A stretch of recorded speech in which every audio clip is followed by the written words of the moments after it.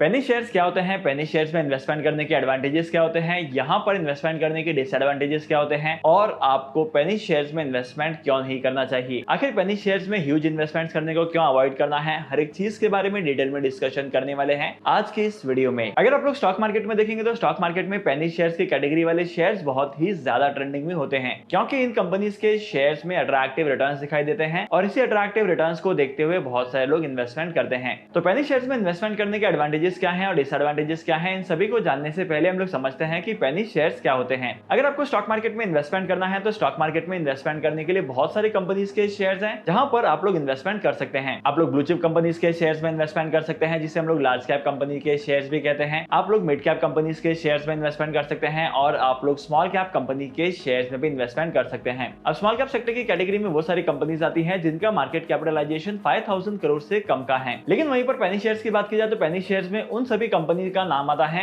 वो सभी कंपनीज आती हैं जिनका मार्केट कैप सबसे कम होता है और कंपनी के शेयर की प्राइस भी यूजुअली कम होती है। बेसिकली पेनी शेयर्स की कैटेगरी में वो सारी कंपनीज आती हैं जिन कंपनीज के शेयर्स में ग्रोथ हो सकती है। ये सारी कंपनीज इनिशियल स्टेज पर होती हैं जहां पर कंपनी का बिजनेस ग्रो करता है और इन कंपनीज के बिजनेस और इन कंपनीज के शेयर्स ने इतनी ज्यादा ग्रोथ अचीव नहीं की है कि वो स्मॉल कैप सेक्टर से लार्ज कैप कंपनी बन सके या मिड कैप कंपनी बन सके। तो बेसिकली पेनी शेयर्स की कैटेगरी में वो सारी कंपनीज भी आती हैं जो करंटली अंडर परफॉर्म कर रही हैं और आने वाले टाइम पीरियड में एक्सेप्शनल